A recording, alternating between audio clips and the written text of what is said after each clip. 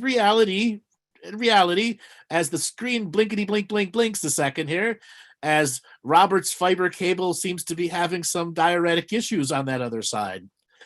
I miss Anyways, that. welcome to the show, everyone. Today I am joined by a fabulous, incredible, mystical co-host, David Ellis, live from the Caribbean islands. David, welcome back to the show. It's been nearly a year since you've been on the show. And David has to remember to unmute. Yes. And Robert has to mute. Okay. It's an open call-in show. Okay. Yes. Back to the techno gremlins. So it's been a year since I've been here, and I've been in my little mad science lab creating stuff, as you know, Andrew. Yes. Yeah, this year is not going to catch me unaware or by surprise, as the case may be. So I want to let everyone know, warning on today's show. If you are expecting light worker lovey-dovey stuff, you may want to click the X in the right corner if you're on a Windows computer, or the red dot on the left corner if you're on a Mac. If you are expecting love and light and rainbow farting unicorns, this ain't the show for you.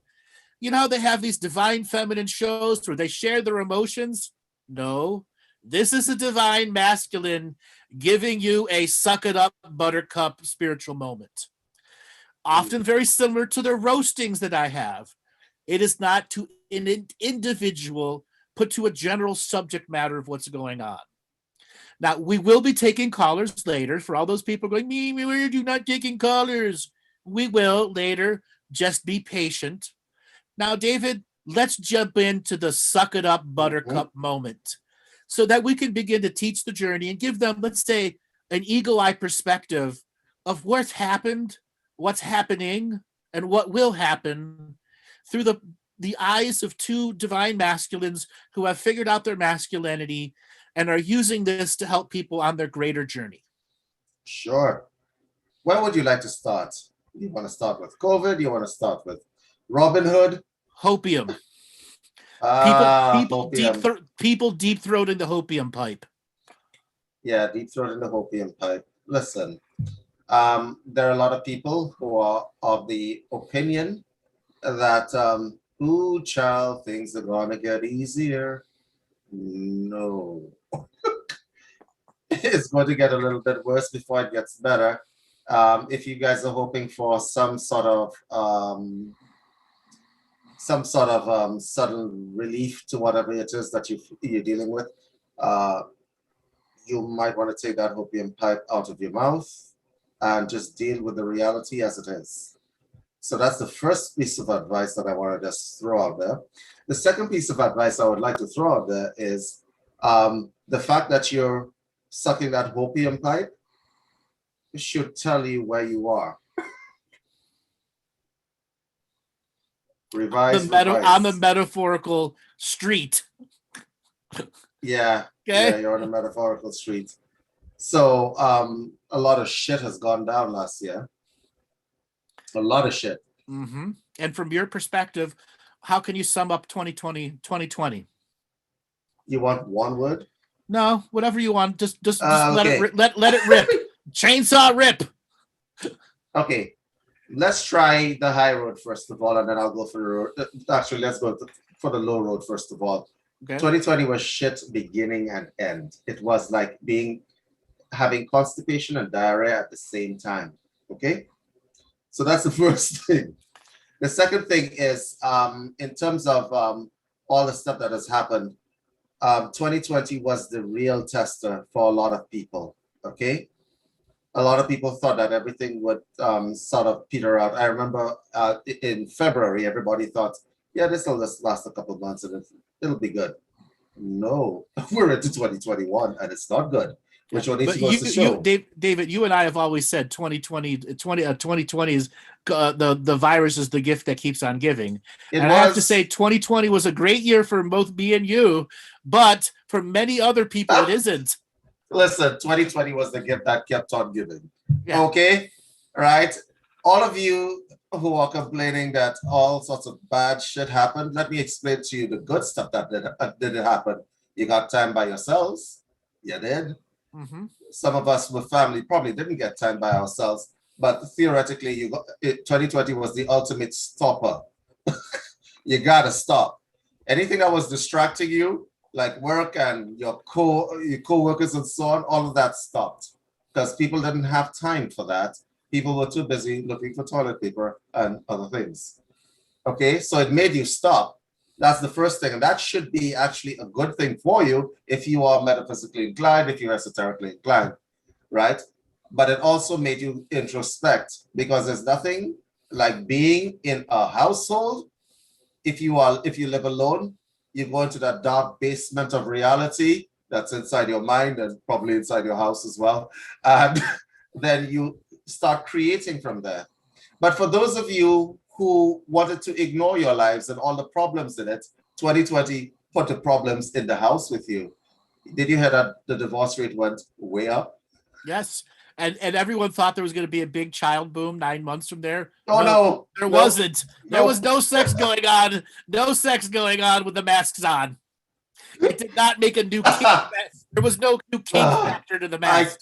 Yeah. There was no. Everybody thought they would put on their N95 gimp suit and have a blast, right? Yep. Right. But there was no N95 gimp suits anywhere around.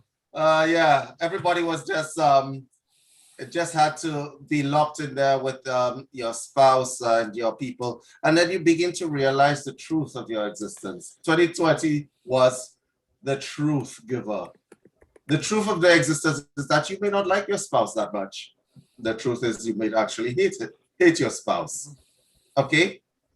The truth really was, the truth is that all the things that you tried to ignore came crashing in on you in 2020. Okay? And for spiritual people, this I'm sure helped you evolve a little bit. Right. And so many of their businesses, which were, touchy-feely, hands-on, they couldn't do their business. And many of them had to suddenly go through the longer journey of, I don't got a business. Who am I? What do I do? There's an old Japanese proverb I'd like to share it with you. It's a very simple proverb. That which does not grow dies. Yes. Adaptability is what is one of the most important skills you can have as a human being, as a primate, as a spiritual being as well. You must learn to adapt, okay? And in the absence of adaptation, there is only death. There's only death or the metaphorical boredom that equals to death, which is some other thing. There's so many people, they've binged all of Netflix and they go, now what? And let me tell you, it takes a lot to binge all of Netflix. Here's the thing, right? The bad part of 2020 is that everyone was on the internet. So your bandwidth, if you were on a shared bandwidth, that wasn't happening. Okay? So that was a bad thing. Everybody was on Netflix. Everybody was streaming. But other than that, 2020 was one of the best years of my life. It was. I was locked down. I created. I did things, and I didn't lose my mind. Yeah, you only got food poisoning twice or 3 times. Now you remember. Yeah, you remember that when I was on the show last year, I said I hated going to Walmart. You remember Walmart was a pet peeve of mine? Yes. I can go to Walmart anytime I want right now because everybody has to stay 6 feet away from me, Andrew. Okay. And they're covered in masks. So a friend of mine, we were talking about, can you imagine what these masks have done? These masks have done the following things. There's some people that you probably don't want to see. Mask. This takes it right away. Right. What about the people who had garlic? You don't have to deal with that. Right. They have to deal with it. Some of the unusual benefits that has come from the coronavirus. Right. They don't have to deal with it. You have personal space around you no matter where you go right now. All right. So the 6 feet rule is it. Can you imagine? Yeah. And then we have the anti-maskers who are right up into your personal space. And right now, the the crime rate between masker and anti-masker is through the roof. And it appears that the anti-maskers are the one inciting the violence. Not in all cases. They're the ones, yeah. Here's the feeling. Here's the truth of the matter. I have mixed feelings about that. And I'll tell you why. Because an anti-masker is fine. Don't wear a mask. That's your choice. But how many videos do we have to see where an anti-masker is trying to get into somebody's business, right? Business place without a mask and say, well, I don't want to wear a mask. Listen, if you don't want to wear a mask, don't come near people who want you to wear the mask. Right. Just be respectful. Stay away. Yeah. Right? Stay away. Right? And there's this a legal argument. Let me settle the legal argument for you guys as to it's not a law, so I don't have to wear a mask. Let me just settle that argument. A private business has the right to deny service to anyone they feel is against the store's policy. So all the Karens that are out there, and I use the term, you can't go into somebody's business place. Let me settle that legal argument for you. You can't go into somebody's business place, decide you're not wearing a mask, and expect them to serve you. It won't work. Okay? Yes. Right? It won't work for you. And not legally. We have people saying that wearing the mask protects them from a $200 fine. Oh, now you see, that's the mixed feelings that I have right there. Yeah. This is the mixed feelings because, yeah, look, really and truly, I wanted to say something else to you guys because, I just like dropping the truth. The truth of the matter is that your governments are broke. The only way they've given out subsidies, they've given out in Canada the CERB, and the only way they could raise the revenue is by fining you. Okay? That is an old fiscal trick. Be careful of this. You will get fined for anything. There's this poor guy in Oakville, Canada. Okay? When I'm in Canada, I live in Oakville. Right? There's this guy in Oakville. He went out running. He ran by a playground. That was last year. He saw a chin-up bar because, he's a fitness enthusiast. He did 3 chin-ups, 3. And got hit with an $880 fine. Okay? Now, you can imagine. I'm sorry. What? I don't want to laugh at this, right? You can imagine doing 3 chin-ups on a playground because they shut it down and getting an $880 fine. Like, seriously, come on, guys. Okay? That is a deliberate. When the government wants to raise its revenue, they're going to fine you. Okay? It's an old trick. And if you guys are from Canada, I'm sure the same thing is going on in the US. Like, you will notice the number of fines are raising steadily. They just put the cops out on the road and they got to fine you. And guess what? They're going to raise the revenue through the court system. So Right. be careful of that. Because the amount of people getting speeding tickets has been reduced by like 70%. Because they're stuck at home under lockdown.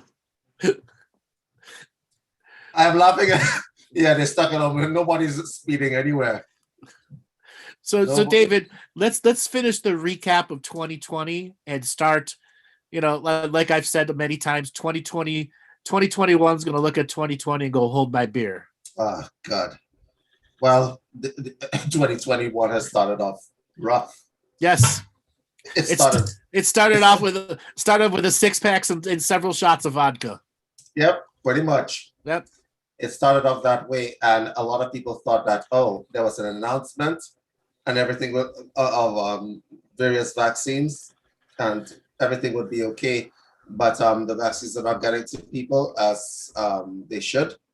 And in the US, I don't want to burst out laughing in your faces right now, but there was a plan until there wasn't, right?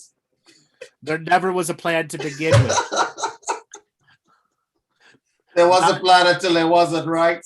So I mean, that's just funny. And here's the thing: this virus is like resilient as hell. So we thought everybody, the countries like in the Caribbean and the countries in East Asia that thought they had it under control, all of a sudden it just came back. It's like detergent, it comes back all new and improved, right? Right. That's right. And so it's not going anywhere, guys. If you're expecting things to go back to normal, no. Nope. No, don't hold your breath on that. Don't hold your breath and stop deep throating that hopium pipe that it's going to go away anytime soon. And I've made this public declaration. We will be in some form of lockdown until late 2023. Yeah. Third quarter 2023 is when we can begin to see the beginnings. If the vaccination program were to have any effect, it really won't take effect until the third or fourth generation. It's mutating so many times already. And with this current vaccine, they're not even able to give the second dose to most people. All right. Which is a vital part of the process. And let's not talk about that financial situation. Yeah, such as GameStop, AMC, the shortage of silver. What we are seeing was bound to happen. What we are seeing is a we had enough kind of reaction. Okay, so people are out for blood right now. Okay, now I want to just comment here on this financial situation. This is what I don't understand about the world of finance. The hedge funds have been the bad guys from time immemorial. Right. Okay. When you say the word hedge fund, it's not a good thing. It just isn't. Okay. So now, when it is that you have a bunch of investors who are sticking it to the hedge fund, if you are of sound mind, you're going to say, well, it's the same thing. Hedge funds manipulate the markets. The little guys manipulate the markets. But then you have that app, and I'm going to come down squarely on the side of the Wall Street bet guys. I'm going to come down squarely on that side, and I'll tell you why. Because if people don't understand how markets are manipulated, if somebody wants to kill your company, it's going to be the hedge funds shorting your company and driving it into the dirt. And for some of the new audience, David was a high-end professional fixer in Canada, corporate level fixer with a law degree, business manager. So he knows what he's talking about. It's quite simple to explain the situation, you know. If Andrew and I are hedge fund people, we have a lot of money. Okay? Which means that when we make this fictitious market called the stock market, because it's not real, come on. Like, people do know that, right? You do know that there's no... It's totally fake, 100% fake. you do know that. And the stock market is not the economy, but they want you to believe the stock market's the economy. If you've ever gone to the races, the stock market is not any different. Okay? Right. It's right. Right. It's no different. It's no different than gambling at a casino too. Right. It's not any different. So with these imaginary stocks, big name companies, which we call hedge funds, who specialize in this kind of stuff, what they do is that they do something called shorting people's stocks, which basically means the company doesn't show hopes of survival.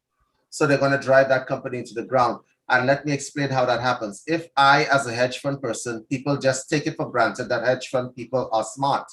So if they say that this company is going to die, everybody thinks that this company is going to die, and they drive the stock down. I want you guys to listen to me very carefully. If that is the case, that means that they are manipulating the market. What the Wall Street bets guys did was drive that stuff back up, which means that the stuff that the Wall Street guys the hedge fund managers were saying was going to fail, didn't, which makes them look like assholes.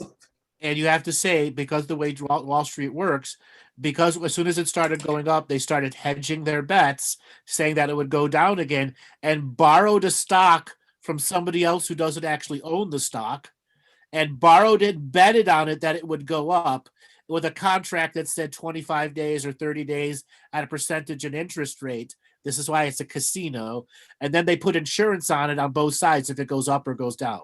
Like, honestly, how is this right? How is this right? How do people think that these guys are not just gamblers? Can you give a deeper explanation on the stock buying, not people not actually owning their stocks, and how they can get to 130% of the available stock and be betting on that futures? People don't get that part.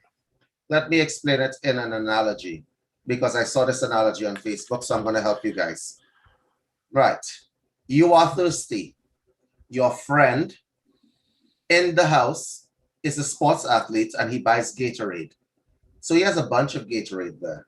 You say to your friend, can I drink one of your Gatorades? And I'll replace it at the end of the week. Okay?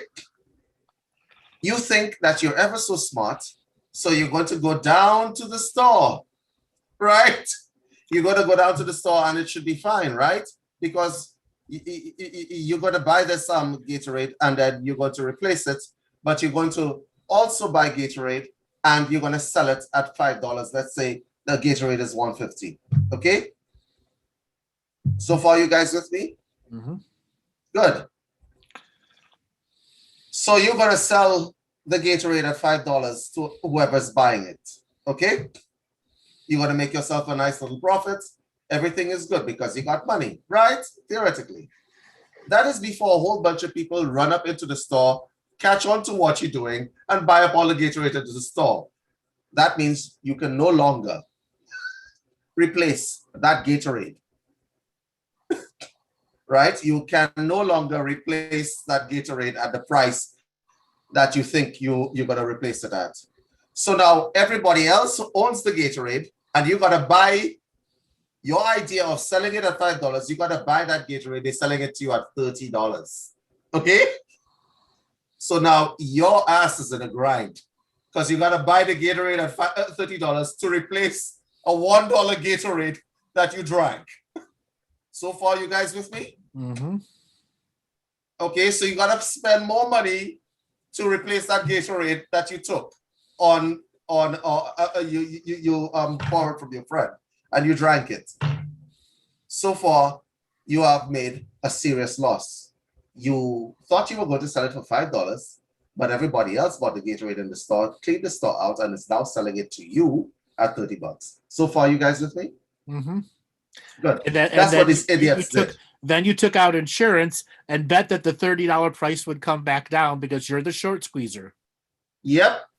And, okay? And then the price goes up to $50 a Gatorade, which doubly fucks you. Let's talk about silver. Somebody's asking in the chat about silver. Let's go to the metaphor of silver because that's the next place. I don't understand why people still look. Honestly, come on, guys. Let me explain something to you. If you're going to play the stock market, please understand that the chips that you're getting is fake. Okay? Yes, and they have sensor chips in it. Inside those chips, there is no physical silver. There is no physical silver.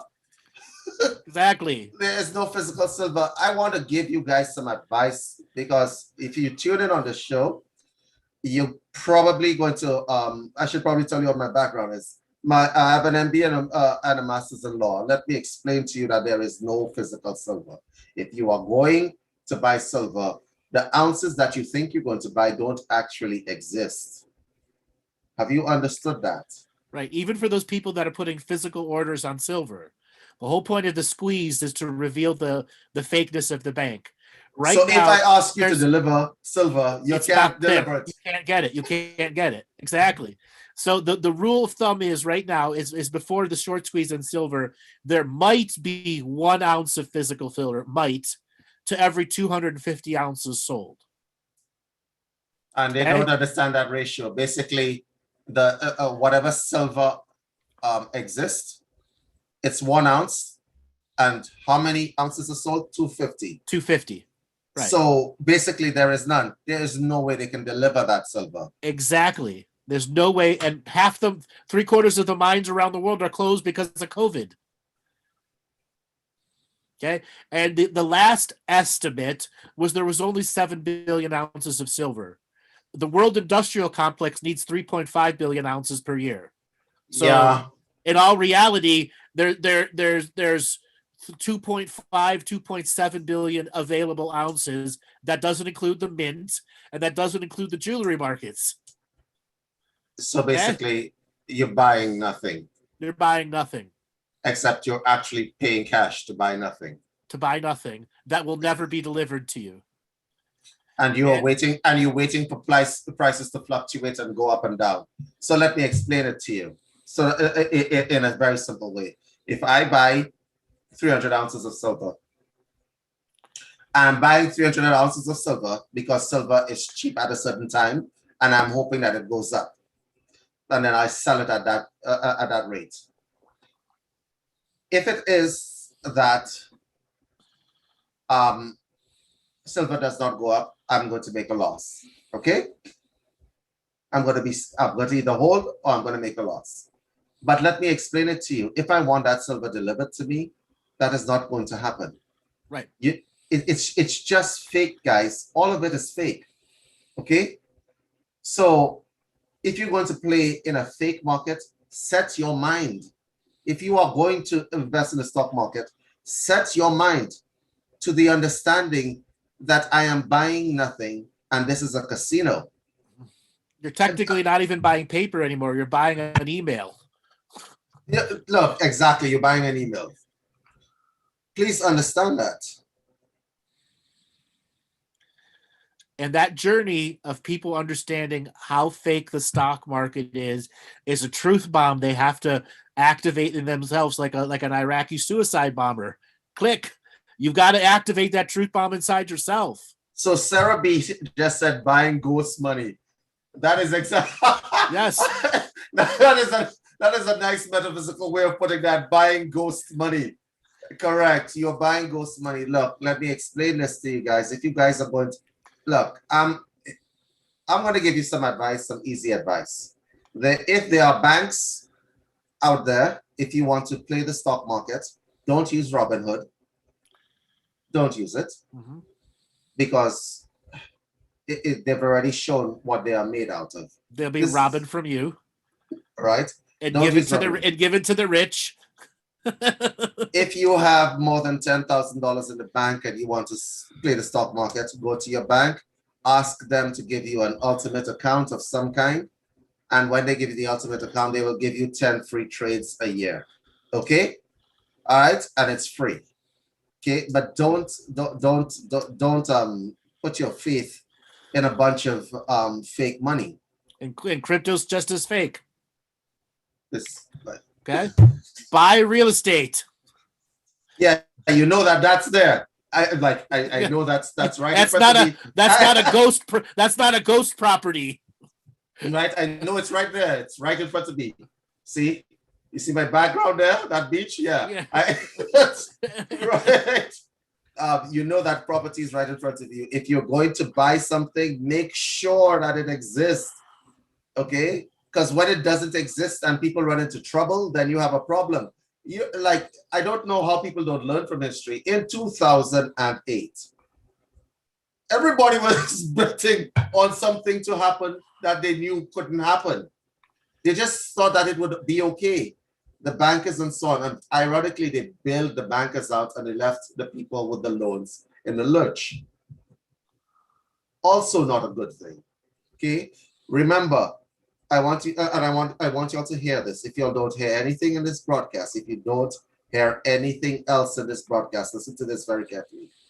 If you are a middle-class individual, you have a small business, you may have a therapy business and so on, you are at the bottom of the financial food chain. People feed off of you. Okay? It could be the government, it could be a hedge fund.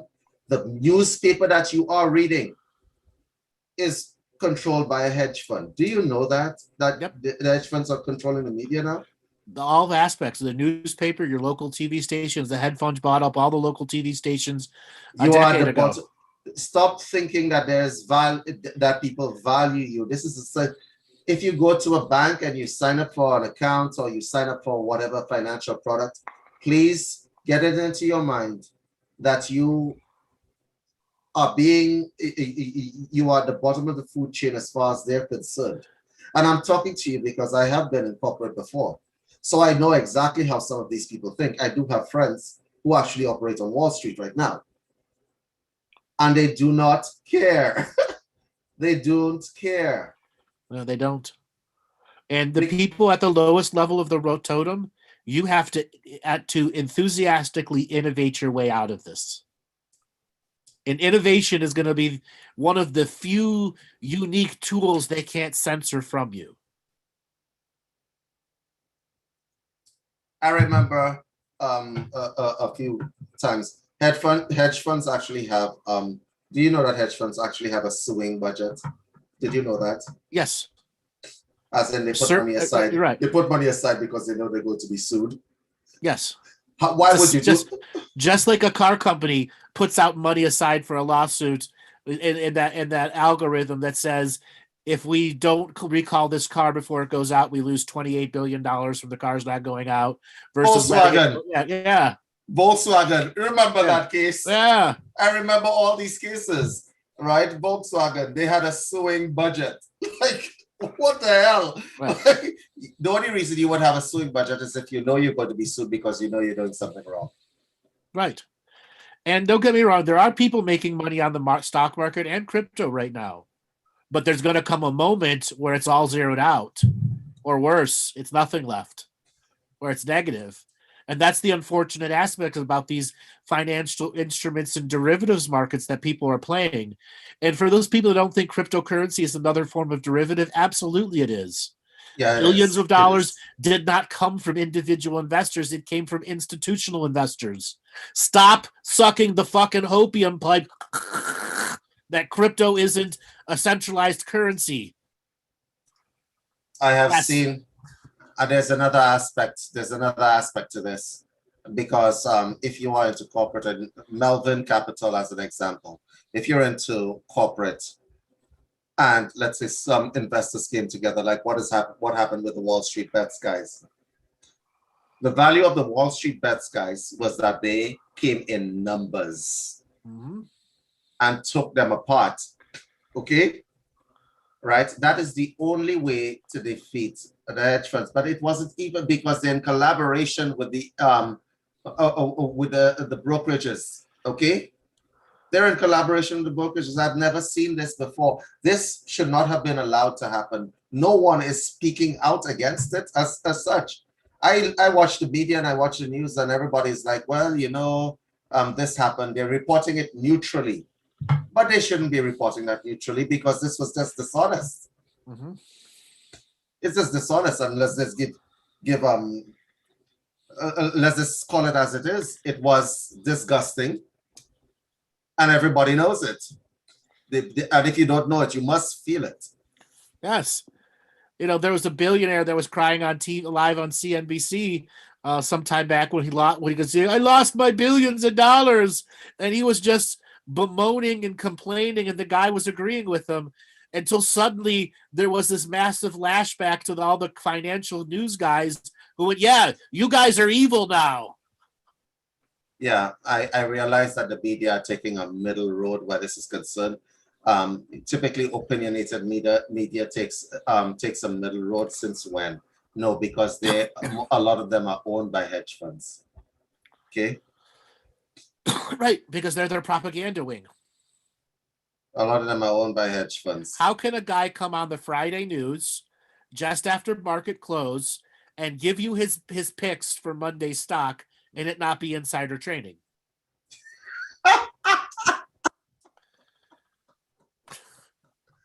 How can it not be insider trading? Especially when you're owned by when your network is owned by that. Yes. Oh God, that's funny. That's funny as hell. When your network is owned by a hedge fund, like that is insider trading, and you're doing the psychic. I have precognitive ideas about how the stock market is going to go right because somebody told you. Yeah, somebody gave you the script. It's not because you're particularly intelligent or psychic. It's because somebody told you. Yes, quite literally. And yet so many people, they fall victim to the talking heads, be it financial talking heads, news talking heads, comedy show people repeating the party lines, whatever it is, the talking heads are the talking heads. And technically, we're talking heads right now too, David. Yeah, technically we're talking heads too. But I'm going to tell you, I'm just not going to bullshit these people at all. Okay, we're talking. No, we're talking busts now. We're not a talking head. We're a talking bust. All right. So how do we free ourselves from financial slavery? Freeing yourself from financial tyranny. Okay. Let me give you you guys a little bit of a heads up. David's formula for freeing yourself from financial tyranny. Number for 99 cents, you can download his financial freedom formula. Yeah, no, we're not selling anything just yet. But anyway, we're not selling anything just yet. But if you want to free yourself from financial tyranny, number one, stop thinking that everything is going to be okay. Stop that thought process. Everything is going to be okay only when you make it okay. That's number one. Number two, stop spending money on stupid shit. Okay? There's no other way to say that. Right? So stop spending money on stupid stuff. The point of capitalism, the way they're going to try to stimulate the markets, and you saw it, Andrew, for the whole year. They've been saying, oh, the stocks are coming back. The stocks are coming back. Don't fall for that. Right. The stock market is on the upswing. How could it be on the upswing if everything you see around you is on the downswing? How many businesses have closed? Okay, how many people are being how many people are living hand to mouth? Really? A lot. Okay. All right. These are people.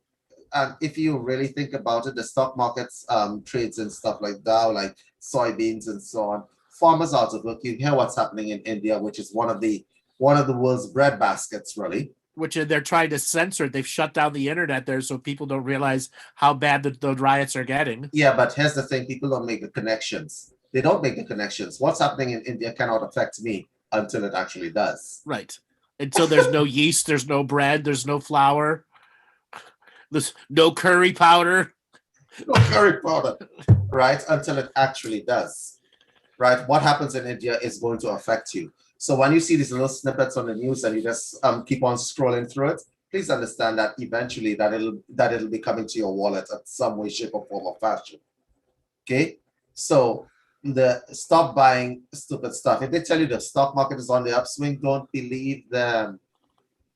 Don't believe them. It's all made up. Okay? That's number two. And number three, I'm just giving you the points here. Number three, please stop depending on people to give you a salary. Let me give you a few stories. You could work at a company, if you are in corporate and you're listening to my voice right now, you could work at a company for 30 years. And if they get bought over, you are made redundant. Nobody cares what 30 years you've spent. How many people are still living in that paradigm? I don't understand it. Make your own businesses. Right. They're expecting their golden watch when they're 30. It's still amazing to me. People still think that in this day and age, they're living back in the 60s where you could go, you earned an honest living, and eventually you came out to that honest living and you got your golden watch, you got your little party that says that you're retiring. It is not the same game. For you guys, if you guys are living in Toronto, if you guys are living in the US and you are working in a corporate job for some big name, whether it's the big four accounting firms and so on, listen to my voice very carefully. If you go into that office every day and so on, please understand you are an asset. You are an asset. You are human capital. You are an asset, and they will get rid of you whenever they need to. Right. So starting your own business means you have to innovate. And we've got a number of people in the chat room saying, I don't know what business to start. Well, as you all well know, David and I give a lot of positive business advice. And in the future, we're going to be doing some business webinars specifically for you people that don't know what business to start. So a lot of you guys have small businesses, and one of the major weaknesses of a lot of the small businesses was that they couldn't adapt to an online environment. Okay. Like how does a massage therapist adapt to an online environment? A massage therapist adapts to an online environment by changing to a massage educator online. Okay. Okay. By changing to a massage educator online. Okay. So these are the things that you actually need to take into consideration. Remember, adaptabilities, as I said at the beginning of the show, is absolutely important for your survival. And I mean survival all around. So if you have a business, you find a way to try to make that business go online. If you are still paying a landlord thousands of dollars,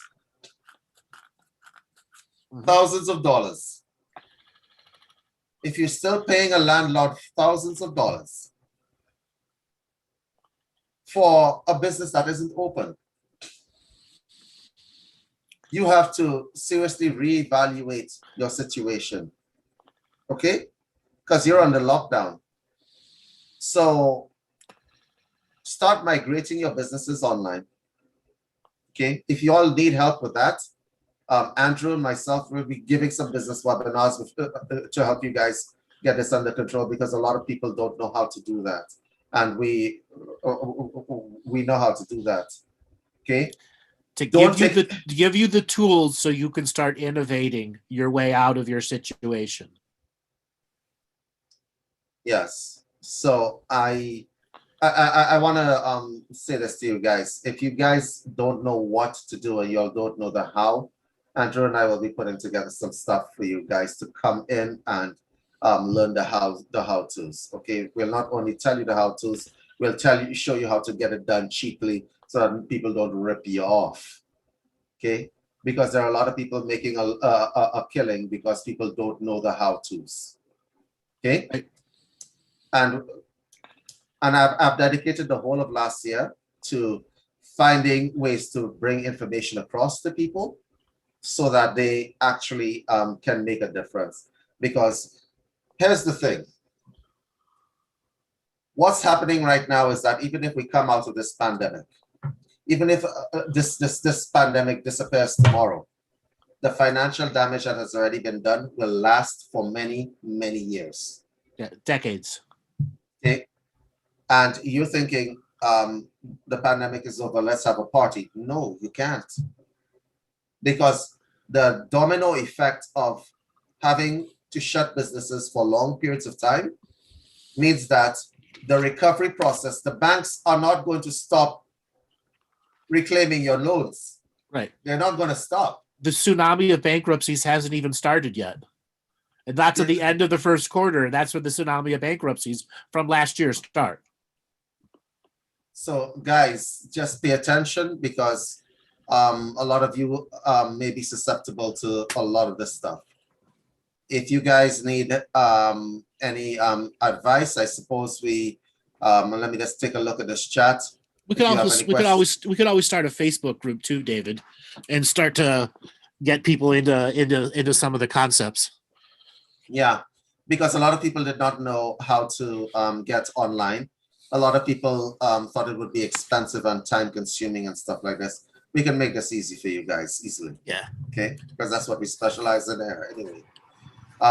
Apart from that, dealing with banking institution and creditors. Oh my God. So the banks are not going to stop. The best you can hope for is payment plans. For those of you guys in Canada who took CERB, for those of you in the US who took, what is it called in the US, Andrew? Credit protection or Chapter 11? Yeah. So for those of you who took it, just be mindful of the fact that this is not free money. You're gonna pay for it some way, somehow. Okay? So be careful of that stuff, huh? So negotiate and be careful with regard to your finances and your money, because the real effect of the pandemic has not hit as yet. Mm-hmm. It has not hit as yet, but it's coming. And the creditors who are the creditors and the agencies that keep calling people, the debt collection people, they're breaking the law so bad right now, it's ridiculous, because they know the tsunamis of foreclosures and bankruptcies are coming, and they're going to do whatever they can do to get as much money out of their debtors before they put a clamp down on the debt collection agencies. Cool. So what are some of the businesses in the chat? You can just type it in the chat that you guys are into. I could just simply bounce some ideas past you guys right while I'm here. You have 1 minute. Float business. Somebody has a float company. Float business. Well-being coach. Let's see what else is there. Fantasies about selling macrame. Okay, so let's go to the float business and so on. Guys, if you are in a business that requires a hands-on approach and so on, my suggestion is that you switch to an online education platform where you educate people, because the lockdowns won't last forever, and you need to educate people as to why the float business. There are aspects of the float business that you can absolutely teach, because we do have a float tent in Barbados, yes?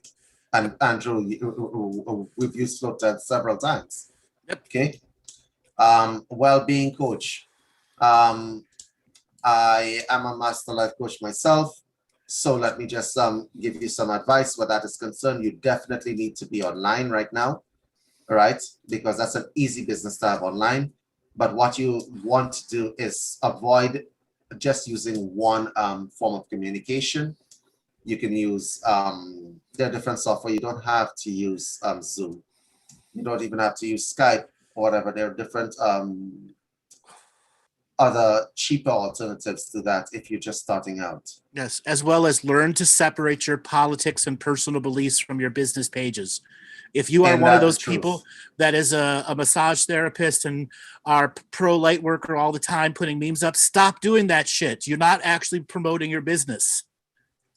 Yes, there are a lot of people who have an idea of what marketing is, and it's absolutely not the same. A lot of people, when they do marketing, they're thinking within their heads. They're not thinking within the prospective client sense.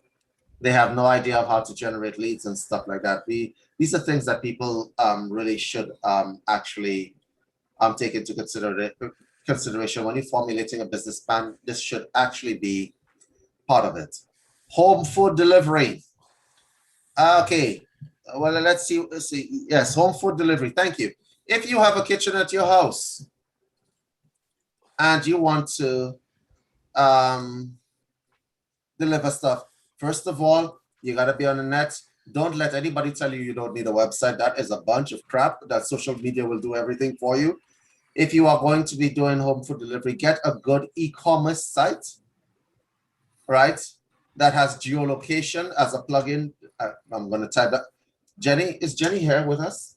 I'm not sure. I didn't see her in the chat room. Okay, geolocation as a plugin, so you could geolocate your customers so that you could be efficient with your delivery system. Okay, basically create your own Uber Eats. Don't use Uber Eats. Right. They rip their drivers off anyways.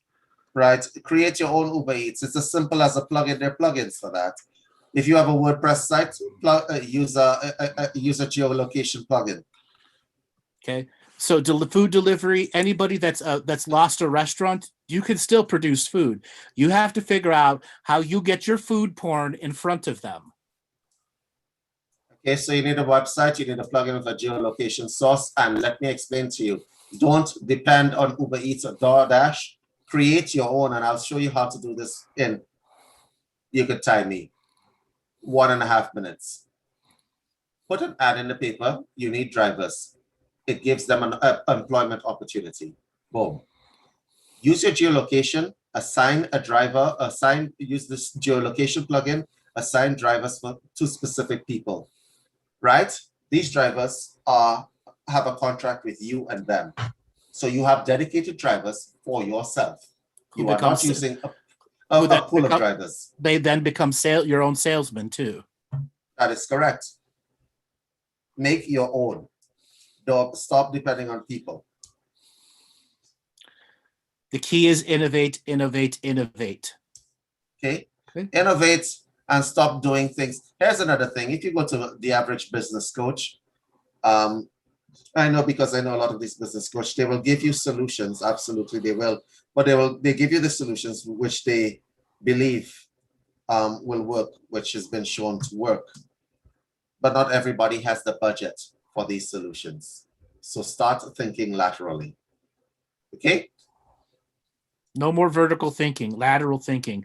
That's how you play the field. In this economy, if you don't have lateral thinking, you are just waiting to be bankrupt. Okay? You're just waiting. So are there, you want to bounce it to your audience right now? So right now we have a lot of very educated people, some new people to the audience, and people that may not understand some of the other backgrounds that for many years, David and I have been business coaches, helping people at the high level of business and people starting their business. So we have a tremendous amount of experience. David coming from his fixer background, I'm coming from my background, and we have found a unique way to mesh our innovative ideas. And one of the things that we can do is help you get into that innovative state that is still part of your spirituality, still a part of your self-mastery. Because business, unfortunately, for a lot of spiritual people, is toxic for them. And it's so toxic they can't even think about marketing or business plans or emails because they just want to be spiritual. If you just want to be spiritual, don't go into business. I have a lot to say about this. Let me explain to you that business and spirituality are not mutually exclusive terms. A lot of people get into business, and here are the things that they miss. Okay? Because part of spirituality, if you are a spiritual person, you understand the concept of boundaries. Okay? And so, if you get into business, that could be a learning methodology for you. Okay? Now, when you're talking about business management, business administration, and so on, I want y'all to understand that I entered the spiritual life when I was 13 years old. Okay, I see no difference in engaging in business than it is engaging in the war of your own self. Beautifully put. There is no difference, right? Because people see business as strife. I've heard a lot of negative concepts coming out of people who are spiritual when it comes to business. They say, I don't like dealing with money. Do you remember we met somebody like that recently who didn't want to touch money? I'm like, you don't want to touch money, why? Okay. And that person was supposed to be following Western esotericism, which is like the Essenes. Was it the Essenes? Yes. Yeah. Not realizing that the Essenes, they were businessmen and the Essenes as well. They were bankers. Like, never mind. It's hilarious. Let me explain something to you. I suppose the analogy of Shiva would be the best analogy I could make. There is a snake around Shiva's neck because he made the evils of the world his friend. Don't develop a negative attitude towards business and handling money just because you say that you are spiritual. You are lying to yourself. It is a weakness that you have that is purporting itself as spirituality, and you need to rethink it. You gotta rethink it. Okay. So David, give people a little background on some of your spiritual journey. You started transcendental meditation, yoga, you're a certified yoga teacher, instructor. Just give them an understanding of your spiritual background, which is balancing your physical law background. There we go. Exactly Robert reading the mind. Yeah, Robert reading the mind. That snake around Shiva's neck is his friend. Okay. When you are in business, you're going to feel like there's a snake around your neck. Make the snake your friend. Okay, so let me give you a little bit about my background. I learned to meditate when I was 13 years old in the Transcendental Meditation Center. That's Maharishi Yogi's TM Center. I have taught Hatha Yoga for many, many, many years. I became a yoga teacher trainer, one of the youngest from the Yoga Alliance. I have a Yoga Alliance registered school. I entered Western Esoterics when I was actually 21, actually. And since then, I have become a charter member teaching Western Esoterics, and I have been around the secret societies as well. I have been. And I could tell you, if you are a member of a secret society, whether you're a Mason, or whether you're a Martinist, or whether you're a mechanic or Rosicrucian, you are told very early on that you are to be a productive member of the society. You are not to run from it. You have to be enmeshed in it. Now, here's the thing about it, right? A lot of these secret societies, I don't agree with the secrecy. I mean, the fact that you're calling yourself a secret society, I don't agree necessarily with that, right? But the same concept, but by that same concept, there are some good parts to them in that they teach their members to become the best that they can possibly be. Become the best that you could possibly be. Okay? And part of being the best that you could possibly be, stop living in the outer realms. You are here as well. So keep your head in the clouds, but keep your body very much on earth until such time you have to disembody. Okay? So a lot of people concentrate on what is spiritual. They're aiming for the heights, and they negate that you still have to be here with the rest of us, and you make yourself dysfunctional as a result of it. Okay, you still got to deal with the rest of us. You got to eat, you got to sleep. Well, some of us have given up the whole sex act, right? But you got to eat, you got to sleep. You got to do that too. And if you deny it, you're not actually helping yourself in the spiritual realm. That's my advice to you. If you're always living in the other realm, what's the point of being here? Your whole point of being born was to be here in this physical realm of experiencing and learning to blend the divine experiences with the divine plan in this physical world that has your 100% free will a part of it. And that journey into understanding that is your mystical experience. But mystical experiences are funded by very non-mystical things called commitment, courage, self-mastery, self-healing, and self-nurturing. All of those things require what? Effort and enthusiasm, which are not mystical. Yep, the skills that you learn in the physical realm, discipline and all those things can be applied to help you in the spiritual realm. Okay, it's not a cut-off thing. Okay, it's more like a symbiosis. Okay, as above, so below. Yeah. That is what we are told.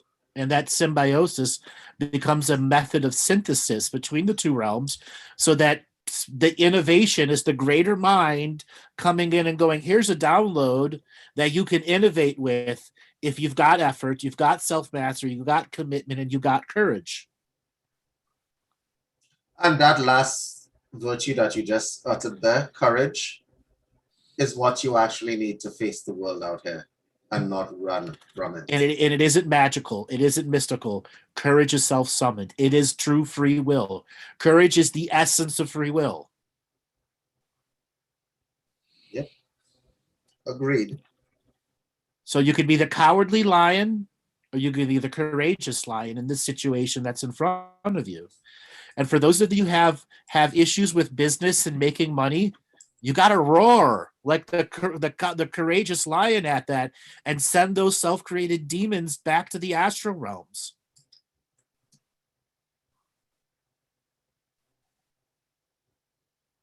Okay. Starting a business isn't hard. Maintaining a business is hard. That is correct. If you are in it for the long haul, you will only become successful. Free yourself from financial slavery. You guys gotta make an effort. Okay, it's not as hard as you think it is. That's why, Andrew, you and I are probably gonna have to run that webinar and get these people in so that they can actually ask us questions as to how they can actually get into businesses of their own. Because the more of you guys that are free, the better it is for everyone, the economy and everybody else. Mm-hmm. All right, stop giving people your money. Think of all those people who are waiting for you to step up and be courageous and to show them you've got something that is a product that has value to people. I actually have a story about that. Now I have this friend. This friend of mine is out in Saskatchewan. The best people are the people you don't know about, right? That's right. She's a talented, right, coach, but she doesn't think it. And so I'm like, you know what you're going to do for me? What we're going to do is I am going to just give you a little step-by-step guide and so on. And she is rocking it right now with regard to her coaching business online. You can do that thing, okay? But the thought, just to start to make the effort. A lot of people get caught up on the I don't know how to. Then they get caught up on the I don't know how to, and I don't think that I can. And I'm like, erase those thoughts from your mind. Let me put it to you in a very simple way, in a very biological way. Your brain at this particular point in time is putting out how many trillion neural firings every minute or so? Okay, it is regulating everything. It can handle one more task. Okay, it can handle one more task. So if you guys think that you can't do something, that is when you actually should be running towards it. A lot of people think, well, I have a lot of things on the go and I can't put anything else into the forum. I'm going to say something to you. Money solves a lot of shit. It does. And it solves a lot of spiritual problems. It may not create happiness, but it will create flow. Yeah, that is a lot of people think that I can't start a business because I don't have the capital. The capital, I don't have the energy, and so on. If you don't have the energy, then get yourself into one of Andrew and my webinars. We will support you and we will make sure that you are accountable and you go forward with whatever ideas it. Because there are a whole bunch of people who are in this chat right now. I am seeing it, who probably have a lot of potential, right? Who I might need actually your services at some point in time, okay? But nobody will ever hear from you because you won't step up and you won't do stuff, okay? So no, we got to get you all out there, because the more of you that are free, the better everything is for everybody. Well, except, of course, if you're a hedge fund manager, right? The better everything, the more of you that are free from all of this rat race nonsense, the better it is. And the people who are interested in, if you are spiritually minded, that means you know what side of the fence you want to be on, or you have an idea of what side of the fence you want to be on in terms of morality and so on. If you know what side of the fence you want to be on, you should be the one that is stepping up and making businesses of your own, because you guys are the inspiration for the rest of humanity. And the future generations to come. Okay. All right. So why don't we take some calls, David? We've talked a lot. We've talked for an hour straight. So let's go ahead and, Robert, put up the information. If you are listening on Facebook, YouTube, Twitter, or Twitch and want to be a part of the call-in conversation, Robert's going to put up some information on the screen for how do you, excuse me, I got to sneeze, I think. Ooh, reality changing. So if you want to join the Zoom room, this is how you come and join the Zoom room. You can dial in for the US, Canada, United Kingdom, Australia via the phone calls. as well as join the Zoom room here. There is a passcode there. There's a meeting ID number for you. So please come out and join the Zoom room. So this is the only place that we take calls from right now. So let's go ahead and ask people to raise their hand. Click on that participants button. So not right now is David and I talking about spirituality, business 2020, 2021. This is really not about you asking about personal readings. But if it is a business situation that you're stuck in, we will reach into it psychically, physically, and make these giant pattern recognitions for you guys. So Robert, spin up the wheel of callers and see who wants to have a conversation with me and David. Okay, welcome everyone. Anke Orn, you're the first caller with these guys. Anke, are you there? Anke. It looks like she's not unmuted. No, I'm here. There you are. How you doing? Good. Sorry, I was on my phone too. It's okay. Where are you calling from today? I'm in Cisco. You're breaking up. Say that again. Hello. Hello, hello. Schwa sound. That's all we heard from you. I think your phone is having an issue. Let's give it another second or two and see if she's going to come back. Okay.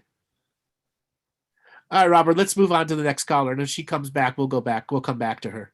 Alrighty, Elizabeth, you're getting a signal to unmute. Elizabeth, are you there? I am. Hello, Hi. Andrew. Hello. Hi, where are you calling from today? I am calling from Scotland. Scotland. Findhorn.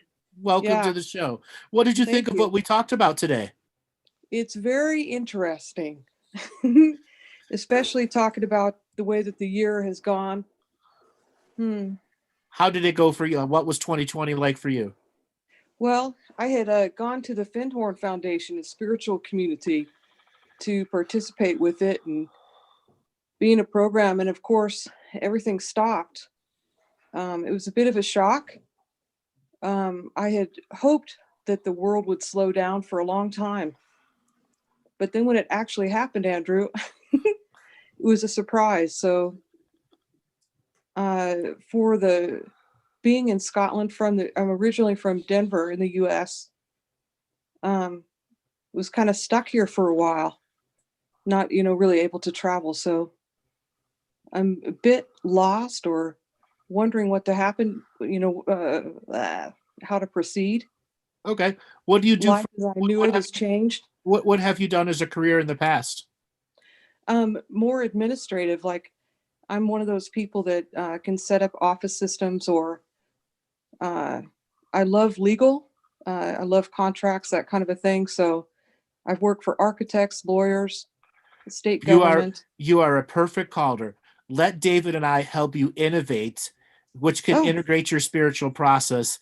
And we're going to do like something what we're going to call like a fourth dimensional business plan for you. David, let's help her innovate. We got a little idea of what her skills are. Yeah. So Elizabeth, I love Denver, by the way. I was there last year, actually. So before everything went to hell. Right. So Yeah. Elizabeth, you love legal. Am I correct? What? You love legal, right? Yes. Okay. So you've done contractual stuff before, yes? Yes. Written, leases and yeah. Ever thought about becoming a mediator? Wow. I would love that. Ever thought about becoming a mediator? Because I'm listening to your voice right now and I'm like, yeah, I think I would listen to it if I was in a dispute. So you should become a mediator because you already have the skill set to understand how contract works. The fundamentals of a contract, if you've been in administration and legal for a little while. You becoming a mediator is just easy, and you can do the mediations online via Zoom. And that's a very simple income that you can do, so you don't have to move anywhere. Just become a mediator. Wow. It was going to be, I really, really, really tried not to care about money.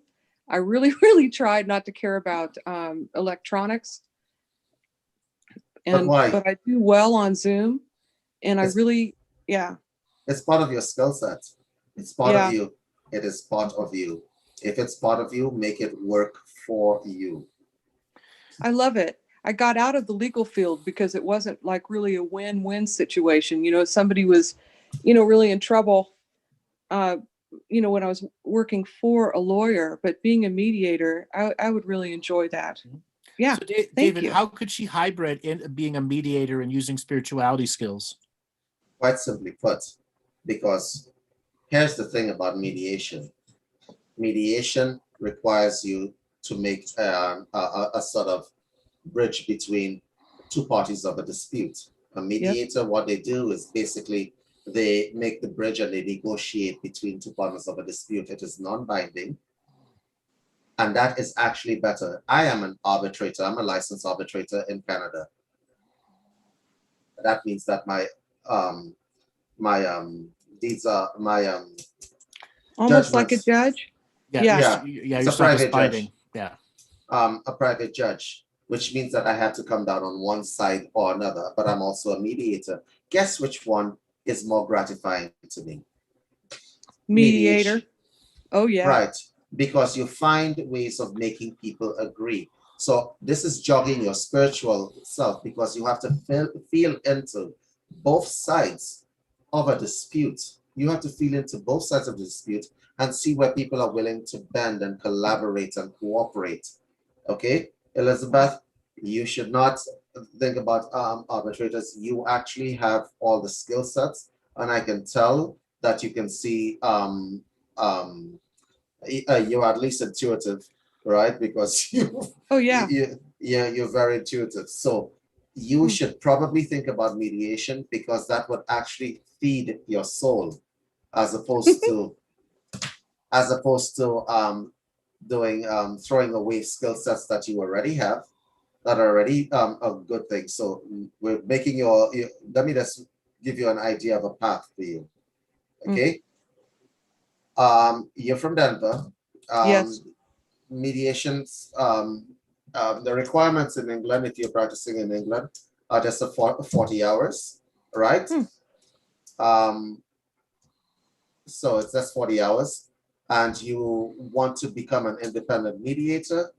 You put your stuff out there as an independent mediator to various companies or whatever people that you have worked with. Send it to the lawyers that you probably don't want to necessarily deal with anymore, but you are an independent mediator, which means that their clients, especially in this time when nobody wants to go to court. Nobody wants to go to court. It's expensive. Okay. Right. And if they can find a way of managing their disputes, because this is dispute resolution over Zoom without paying court fees and paying the lawyers, then they will choose that. They will choose that method of dealing with the dispute. Okay, right? You know contracts, and let me give you another business, Elizabeth, a little side business. If you are a mediator, then may I suggest that you consult on writing dispute resolution clauses into contracts and vetting them, because there you go. See, was it worth talking to me? And then after a while, you'll have an archive of these clauses that you can offer as a subscription service to those that like you. Wow. Do you see where I'm coming from? Yeah, it's great. And it flows into part of my looking at life and how we're going to move forward, that people have difficulties communicating, that we don't really know how to communicate with each other. Yeah. Yep. And the daily spiritual practice that you do, meditation, prayer, ceremony, all the things you're learning, they make you a better mediator. Yep. And would you like to know what's missing out of law? Heart. Exactly. Heart. Yes. There is no heart in law. So somebody made a comment in the chat about natural law. Let me just point out to you that natural law is law with heart in it. That's right. Yes. Universal law. It's good. Mhm. And then the other part, so here I am in Scotland. And so it's just time for me to go home, yes? To go back to Denver. I've been like, I haven't wanted to get a shot or take a test, Mhm. but I also, being in the UK, I don't want to be stuck. I felt stuck, but I am free to travel.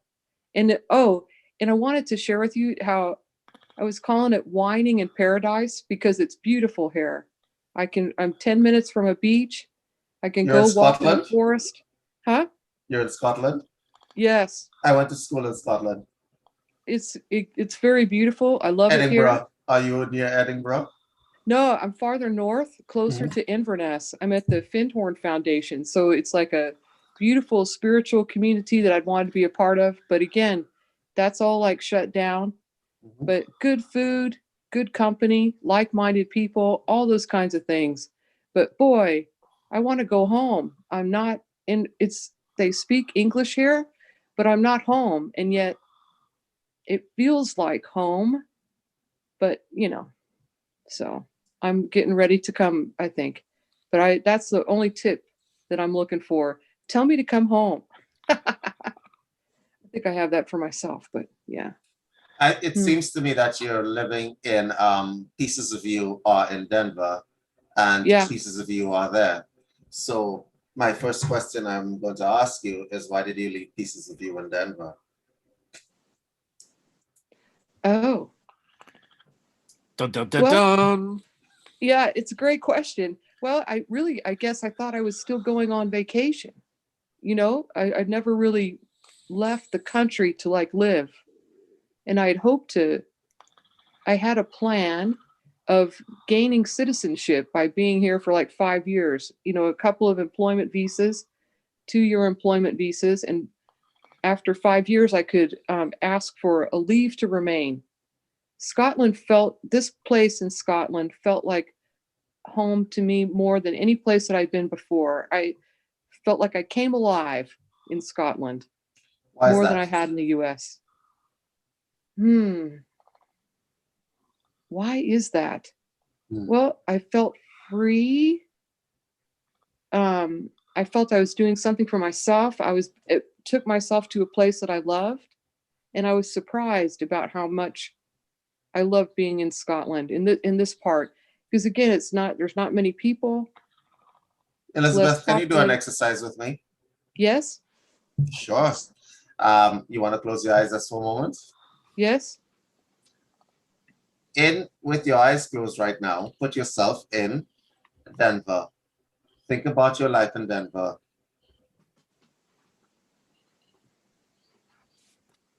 Where you live, the surroundings, the people around you, the job that you had.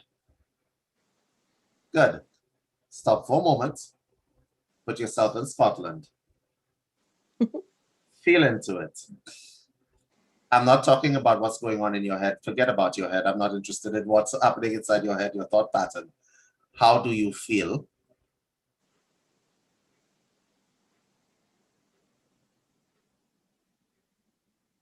Because I'm feeling a little bit of sadness cropping up there. And what is that about? I have been thinking it's homesickness that, I want to go back to the US, but I was ready to leave Denver. And so you're having trouble stepping off that bridge? Yes. Why do you Yeah. have sadness? Why do you have sadness? I don't understand the way that the world works anymore. And so all my life, I had set it up to make do or adapt to the world the way that it was. And now things have changed. And I'm sad because I really was hoping for change. Yeah. But it's hard for me to let it go.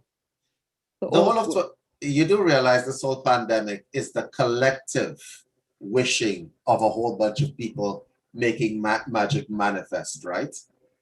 Wow.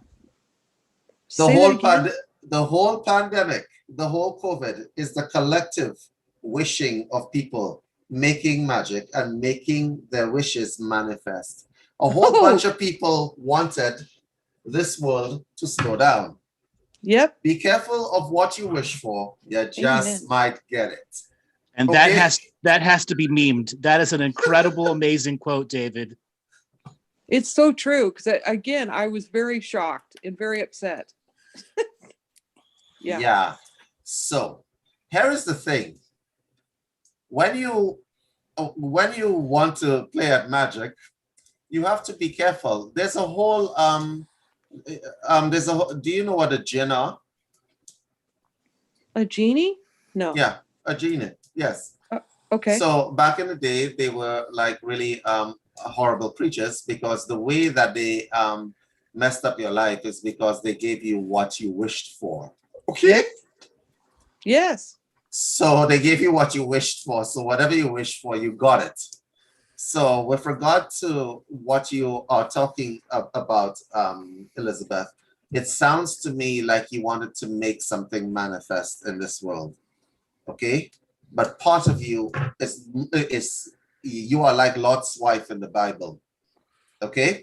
Yes. You are like Lot's wife. Don't look back. You might turn into a pillar of salt. And this is a pun on the word souring. Okay? You might say, don't look back. You might turn into a pillar of salt. So you're basically wondering whether you should go back or go forward. Basically, that's what it is. Mm-hmm. So when you move forward, the momentum of you moving forward was killed by the pandemic, which you wished for. Understood? Hey, that's fun. Yes. Right? It was killed for the pandemic, which you made manifest in your life. Yep. Because you wanted the world to slow down. Well, the world slowed down, except you didn't specify to the universe how much you wanted it to slow down. Okay, you got to be specific when you're doing magic. Okay? You got to be very specific. You can't just be saying, oh, I would like the world to slow down. Look, be careful with that stuff. Okay? So now the world has slowed down to such a degree that you can no longer enjoy the momentum you had moving forward. You're not really seeing Scotland as you wanted to see it. Yep. Because there are pandemic rules and everything has just gone down to zero. Make sense? Yep. That's right. So here's the thing. You have two choices. You could either walk back the direction you came from. That's right. Or you could go forward and try to gain your momentum back, get that groove back, that Scotland groove back. It's your choice. Either which way that you go, please understand that you are not limited in any way. Okay? Yes. Please understand that you're not limited in any way. If you want to move forward with your life, you're going to have to get that groove back and find beauty in what is around you. If you want to go back down the road you came from, please understand that wherever you came from, you know what's back there. You definitely know what's back there. So if you're going back down that road, you must understand that you have to make some fundamental changes, part of which we discussed, meaning that you become a mediator, you change everything that you change your outlook. And Elizabeth, that sadness that you have can become a lot more amplified if you dwell in it. You understand what I'm saying? I do, because I was terrified. I'll be honest, David. I'm like, wow, what's happening? And what do I choose? And how I wanted to make a right choice. Yeah, and I got stuck. Mm-hmm. Yeah. So now that you're stuck anyway, which way, forward and backwards, make the changes in the stuck position, because you asked for the world to slow down. It has slowed down. Now it's time to work on Elizabeth. You think so? Yeah. Oh, yeah. Yes. So we're going to change the job. We're going to change the job. We're going to change the outlook, and we're going to expand our horizons. Right, Elizabeth? Yeah. And I can do that best from Denver, because I do know I have connections there and know how the city works, or how to. But you can do it remotely from Scotland too. Well, that's the real challenge, Andrew, is again doing the remote and just setting myself up and standing out there, taking the leap. That's just courage, which isn't mystical. Okay. Yes. You can get on 1,000 phone calls and do everything via phone. You could take You could take the mediator class there. David, is there an international mediation class also? Absolutely, I'm on it already. Okay, we're stepping you up at a whole different Wow. level of innovation for you. You can become an international mediator. I'm sure Scotland's got Wow. 1,000 translators you can use if you need a direct translator. Yeah. Okay. This is fun. Again, I'm very delighted. Well, we're glad you called in and took the courage to raise your hand. Thank Hey, you. Elizabeth, Me too. Elizabeth, you're looking at are you looking at our chat right now? I will be in a second. Good. There you go. I'm just gonna put that in there. There. Perfect. Pow, there you go. Instant gratification. You know, I am grateful to you both and grateful to all of us. Again, this is just a delightful, the work that is happening or the experiences that are happening each time with the calls. You're helping us, man. I'm grateful. That's why And we thank come you, in. David. That's why we do these shows.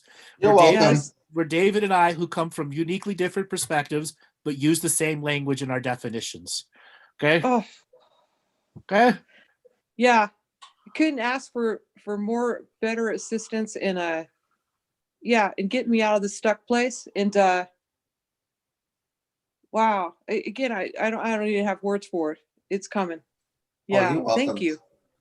I have Well, gratitude. Well, after you get your mediation and you get yourself on going, call back in and tell us about your success.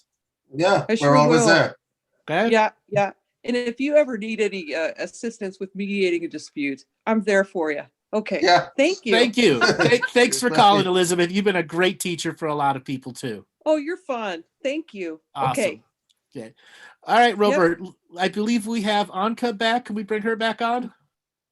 Hey, excuse me, Anki, Hey. You're getting signal to unmute. There you go. Yes, I am here. Thank you so much. Hello. Where are you calling from today? I am in San Francisco, California. San Francisco. Welcome to the show. What do you think about what we're talking today? Well, it's all like, it's kind of blowing my mind, honestly, like, because it's exactly what I needed today. Like, I'm just like, oh, the universe just like, I knew I needed to be on the call today. And it's just like, the universe just like lined everything up. And like, yeah, it's kind of amazing. So many things that I'm. What situation are you in right now? So my situation, and this all like the whole business situation really applies and is kind of a lot of what I wanted to ask about if I got called on. And I'm a little nervous right now, just so you know, too, because like I was still like in shock that you called on me in the first place before. I've been on this kind of spiritual path for like over 20 years now. I turned 40 this year, and I'm still, I'm doing my business in like healing and intuitive readings and kind of like nutrition and all that stuff. And I've been really stuck on moving forward. And I know it's all my own inner stuff. Like I got it all online, like, but like it needs a lot of tuning up and dialing in. And it's just like, let me ask you a hard question. Is what online, is that you, or is that the faux marketed you that didn't turn out right? Yeah. I mean, it's faux I don't know if it's faux marketed. It's just like bad. Like, it's like smattered, like here's a bit of me, there's a bit of me. Yeah. And I think maybe some of it at the beginning was faux because I didn't know what I was doing yet. And it leaves a sour taste in your mouth about who you are. I hadn't thought of it that way, but yeah, I could see that. Yeah. Okay. Yeah. So right now, about how many clients a month do you see? It really varies. And it's been slower this year because I don't know, because it shouldn't be. Every psychic's making more money than they have since the 60s. Right.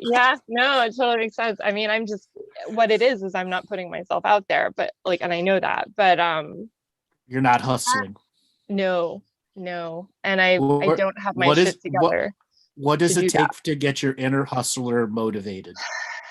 and still hold on to your spiritual moral grounds? That's a good question. That's the schism in you. David, Yeah. let's address the schism between the hustler and the faux marketing and where she's stuck at right now. Yeah, okay, you with me? Yes. Cool. So tell me, what would make you most happy for your business? Wow, she hesitates for that Yeah. one. She hesitates for that one. Did you see that hesitation? Yep. Yeah, no, I think that's what I don't know. Yeah. So, okay, what would make you most gratified? What would you like to do? Your wish is our command. So tell us what. Said the gin David. Said the gin David. You only get one wish though. Go ahead. I just want to be happy and help other people be happy. I mean, no, you can't say that because then you could just volunteer at the Red Cross. So let's try that again. Anki, what would make you most gratified? What would make you most happy? You want to help people. Is that correct? Yes or no? Yes. You want to help people for money? Yes or no? Yeah, I mean, I'm going to do it anyway. It's like, yes. What is your skill set? What are your skill sets, Anki? Nutritional training, medical intuitive, just intuitive in general. I'm a medium also. I do a lot of mediumistic readings and I can channel a little too, but I don't completely trust that. Like, where is that coming from? Okay. So basically you are a medical intuitive. You have, you do a bit of nutrition and you do mediumship, correct? Yeah, and energy work too. Like I do a bunch of different modalities of energy work. Throw them at me. Go ahead. Reiki, body talk, emotion code, did a bit of like matrix energetics. I don't use that much. Spiritual healing. Those are kind of like the main ones. Where are you calling from? San Francisco. You're calling from San Francisco. Are you under a lockdown or a curfew right now? Yes. Good. So you're not going to be touching anybody or in person, correct? No, which I haven't been this whole time anyway. Well, David is idea guy. Let me explain something to you. You want to know what the number one problem people are facing from 2020? Trauma. Yeah, you're right. And so this is what I meant earlier on in the show when I said you got people out there that can help them, but these people are not in their face. Yep. No, when you said that, I was like, yep, that's me. Right. Yeah. Good. So now, Anki, you got to decide something very simple.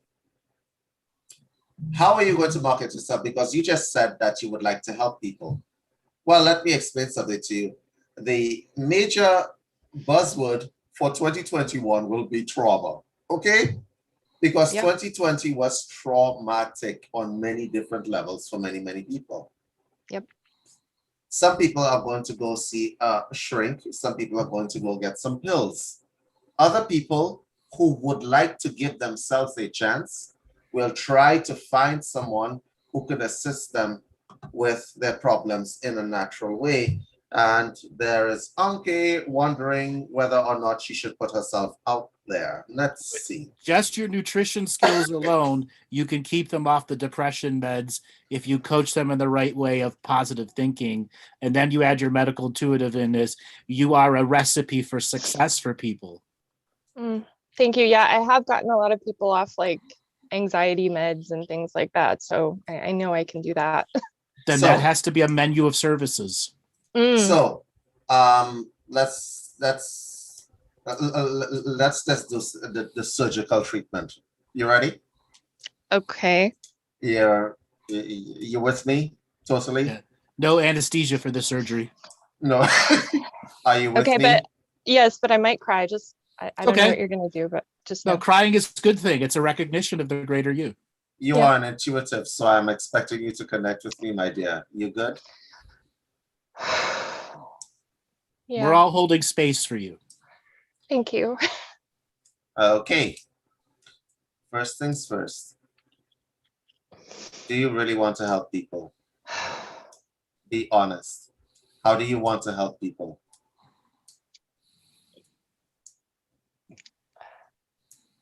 That's such a hard one. You know, I think like maybe there's some part of me that doesn't, but I do.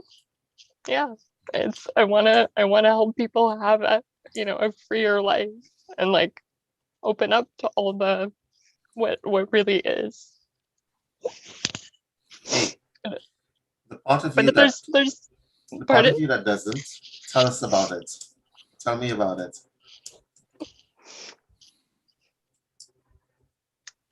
I don't know if it's just the, you know, the kind of like spiritual stuff of like I just want to be alone in my cave and have my happy life and like not have to worry about other people, even though I do, and like I want the other people around me, but a part of me wants to be in the cave. Why? Because it's hard. What are you afraid of?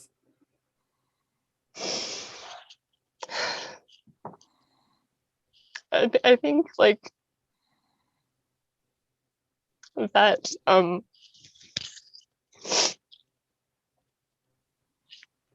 the first thing that came up is like I'm not going to get to have a good life, and neither is, you know, other people that are, yeah.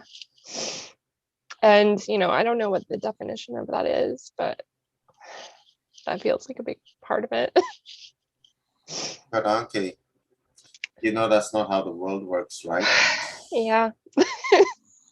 You know that's not how the world works, right? Yeah.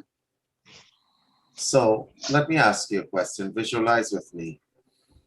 You are helping other people. You are set boundaries for yourself. You help people from 8 to 2 o'clock in the day. The rest of the day you devote to self-care. You go into your deep dark cave where you're alone and whatever else, boundaries being the operative word. You do what you need to do and you go and you take care of yourself. You maintain firm boundaries as a practitioner because lots of people don't do that. Okay? You develop and refine your skills. You develop and you refine your skills in that 8 to 2 period. Okay? And you leave the rest of it alone. Okay? Okay. Because there's some part of you that knows intuitively, I'm going to use that word, that if you start down this road, you think that you might get swallowed in it as well, yeah? Yeah. It might be too much for me to handle. Yeah. Yeah. So I think the word that you're looking for is something called boundaries. Yeah. And I've worked on that. I've definitely made them better than when I first started out. Like when I first started out, I thought I needed like no boundaries at all. And I've gotten better, but it's definitely still not like not that tight at all. Yeah. Well, apart from the fact that you are intuitive and so on, did you use the word intuitive to avoid using the word empath? Is that what you just did? I didn't use it specifically to avoid that, but that is true. Oh yeah. So what you're really afraid of, what you're really afraid of is getting overwhelmed by the horror that you see. That's what you're afraid of. Well, yeah, I get overwhelmed by everything. And that's something I'm still working on. Which is the empath's journey, overwhelming. Yeah, I know. So what you're going to do about that, I'm going to call you empath because the mediumship and the intuitiveness and the medical intuitive kind of gave it away to me. I didn't need to feel into anything where you're concerned. I just figured it out. So you're gonna get overwhelmed by everything. You are. Yeah. What are you going to do about it? Because you want to help people, but you don't want to get swept down the river. What are you gonna do? I mean, what it feels like is better boundaries and better systems to help me manage everything, and like having, you know, when I can afford it, an assistant and maybe like a team of people who can help me manage that. And I can't afford that right now. So, but those things definitely feel like important. And I get really overwhelmed by just the idea of like figuring out all the systems and like setting up all the tech stuff. Like I got, because of what Andrew said, I think, and also like just the sheer overwhelm of like, I gotta set up my profile here and my profile there, and I gotta link this thing to this thing. And it's like, there's a part of me that at some point just shut down because I was like, Andrew. I can't do any more of this. Hey, Andrew, you feel that traffic jam in her head? Oh yeah. And You feel that traffic jam? That traffic jam is like the San Francisco freeways. Yes, Okay? it is. Ironically enough. Okay. I lived in Frisco. I know how bad the traffic can get, all right? I did limo driving there. I spent hours, months caught in traffic. Okay. So, Anki, here's what I'm going to help you with there. Right? Here's what I'm going to help you with. Number one, you're going to do one thing a day. One. Only one. It's not like you're going anywhere. You're on lockdown. So like really, you're going to do one thing a day. You're going to set a goal to do one thing a day. Okay? Are you looking at our chat right now? Yes. Good. I am planning your next week as we speak. Number one, set up Facebook profile. I already have that. It just needs to be changed, probably. Okay, then. Number one, change Facebook profile. Profile. That is Monday next week. Tuesday next week. You're only doing one thing a day, right? Clean up. Rest of social media profiles. Okay? Do one thing. And the reason why I'm asking you to do one thing is because you get overwhelmed quickly. And the traffic jam in your head is not helping you. It's actually neutralizing your progress. Do you have a website? Yes or no? Yes. How's your website? Needs a lot of work. I actually, just so you guys know, I met with a branding strategist last week, and we talked about some of this stuff. She gave me some things to do to work on like how I'm putting myself out there so that I can make all those things consistent. It's just sitting down and doing it. Like, and I still have 50 other things. Like I have to apply for a PPP loan. I've got to like find a new roommate because my roommate's moving out. There's like 50 other things. So one thing a day you'll get done in 50 days. You know what, Andrew? Let me accelerate this young lady right now. Okay. Yes. Are you there? Yep, I'm here. Well, I'm not a branding strategist. I'm just an MBA. So here's what I'm going to do for you right now. What's your favorite color? Blue. Is your website blue? It's indigo, violet, and chartreuse, which are all variants of that. Chartreuse is my second favorite. Okay, so your website is blue. You have a professional picture, yes or no? Sort of. Probably could get more. I have one that looks pretty good, I think. What do you want people to know about you? What do you want other people to know about you? That I've been through a really intense healing journey myself, and I can help other people navigate that. And I have a lot of gifts and skills in order to be able to do that, help them do that. So basically, you are not the average healer that will offer the talking cure. You are a healer that has actually been through the fire and has come out the other side. You want people to know that about you. Okay? Yeah. What is the name of your website? It's just my name. It's ankaoren.com. And then I have another sort of business name of Health and Spirit. What is your tagline? Well, part of it is Anka Oren, the holistic medium. And then I have like two different taglines that I've played with. One was like... your tagline should probably tell people what you want them to know about you. Mm-hmm. I was thinking it was because I made it more like toward them, like what I could do for them, like intuitive therapies. Or it was like intuitive counseling and integrative therapies to heal, transform, and inspire your life was one of them. And then the other one was holistic therapies and intuitive counseling to. So, Anke, I'm looking at your website right now. Oh, wow, you found it. Yeah, it's terrible. I need to work on it a lot. No, you don't need to work on it a lot. What you need to do is make it more you.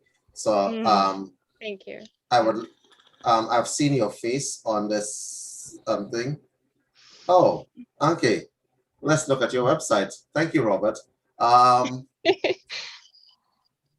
bet when you call it, I bet you're regretting this right now, aren't you?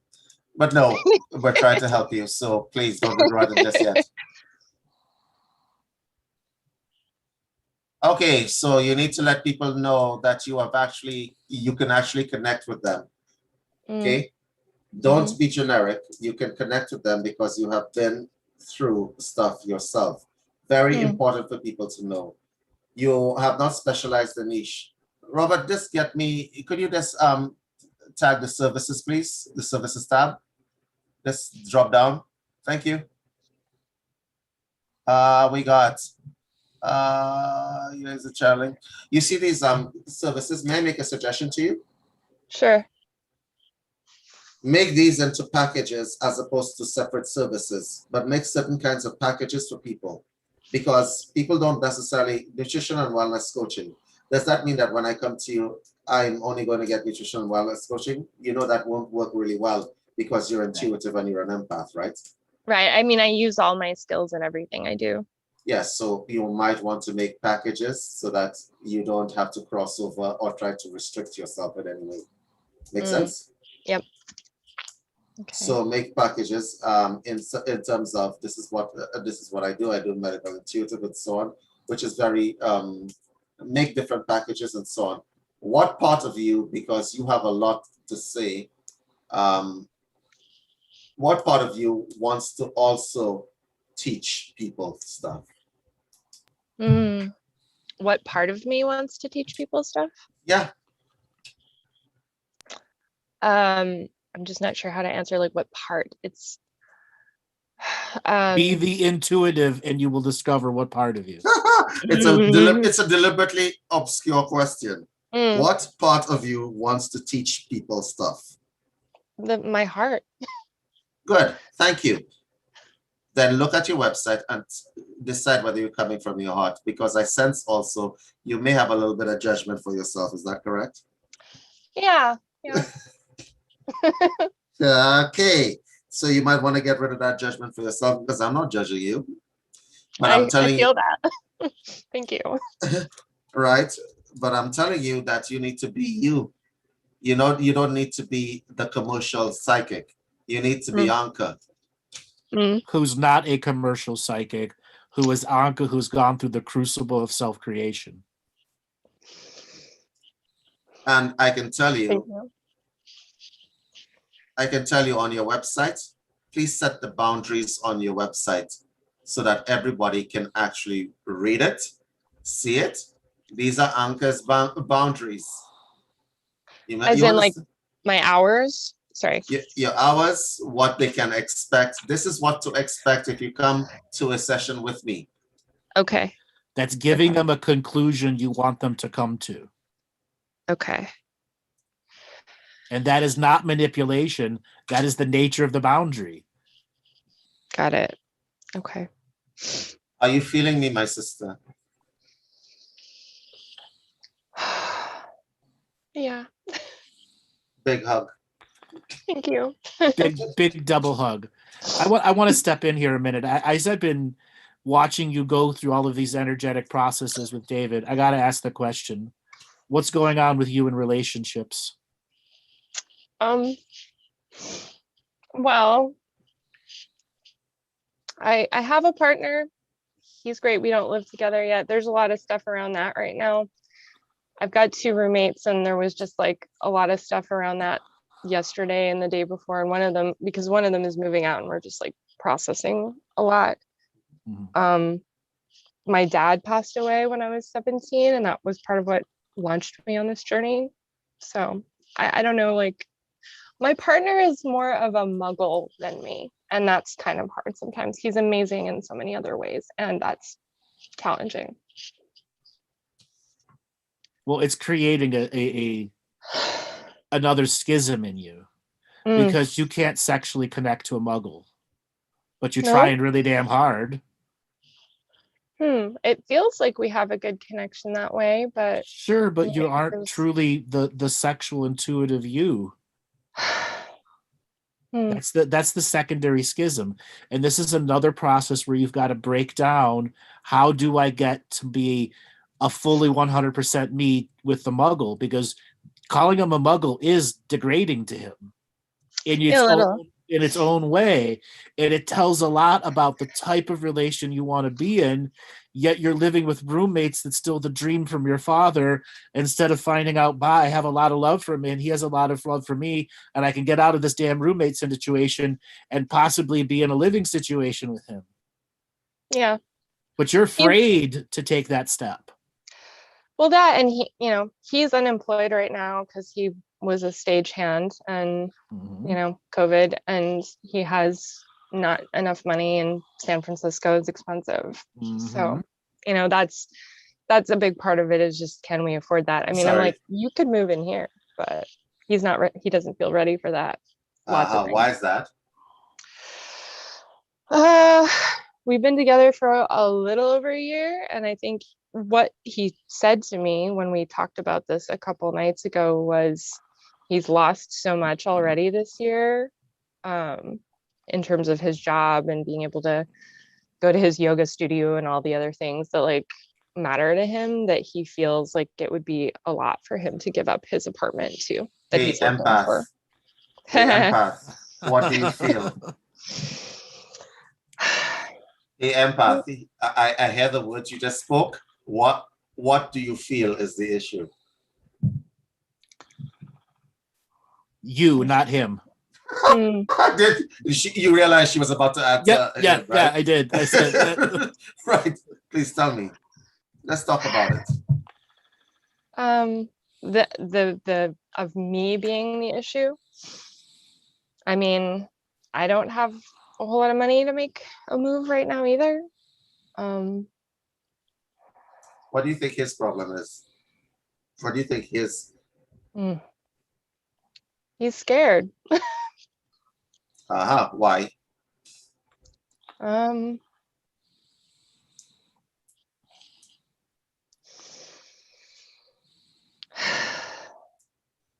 Maybe he's insecure because he doesn't know if he can actually meet me in all the ways.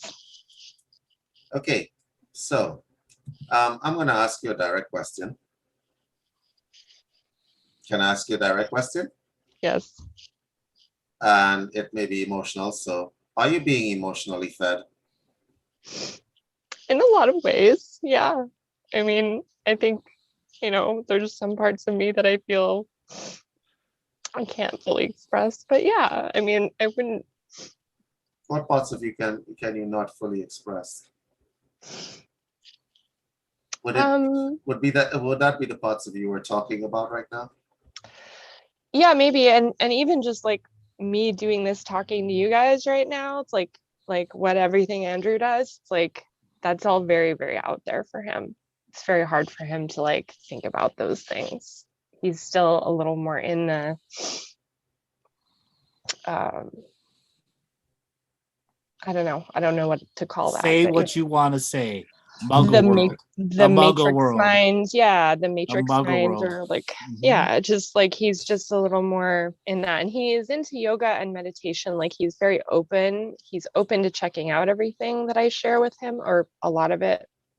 But this stuff is like a bit out there for him, and it's really hard sometimes to not be able to share that. So the answer to my question is that you're hiding pieces of yourself. Is that correct? Yeah, or not fully expressing them. Yeah. Good. So let me come back full circle. You see that website in your business, you think you might be transcribing what is happening in your relationship and transcribing it everywhere else. Anke, you gotta be fully you. You gotta be fully you, no matter what that looks like. Yeah. Yeah. It's time for you to live La Vida Loca. Okay? Be you in the greatest form of life. The freedom that it will show you with the unlimited choices that are in front of you and no longer having to hide the pieces and parts of yourself. Let me tell you, I had to face that right away when Spirit asked me to go public, and 5 days later, I was fucking everywhere. Right? Yeah. Okay? Yeah. You got to wake up every day and say, "La vida loco." It's time for me to live my life of who I am. And doesn't matter what the muggles fucking think at all. I want to Right. say something here. When you are talking about individuals who, there is no winning if you're a muggle, no matter what you do. There is no winning. Okay? What you are doing, you're trying to build your business and you're trying to build yourself. We understand that.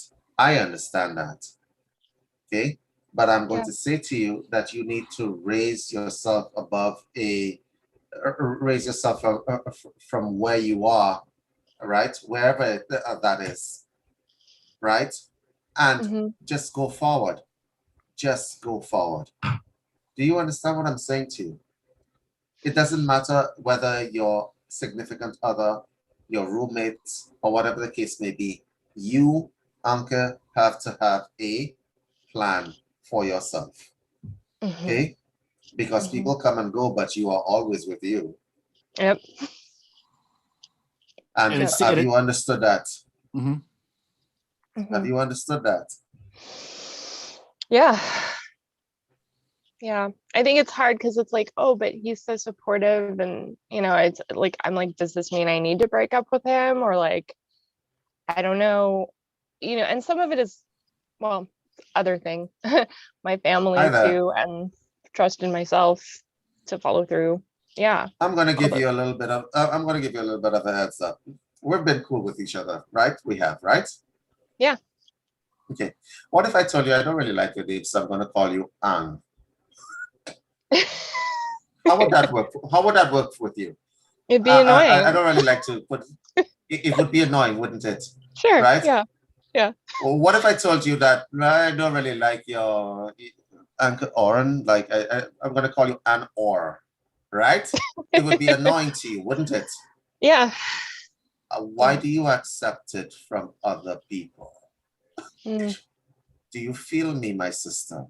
Yeah. Yeah. No, I mean, I still let I changed my name to this, and I still let my family call me my birth name because I just haven't wanted to like make a big deal out of it. But it's hard.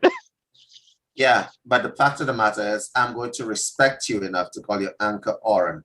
I am going to respect you enough. You want to know why? Because I am interested in the person that is. No, Joe Biden had to fly private. Right? That was I'm weird. interested.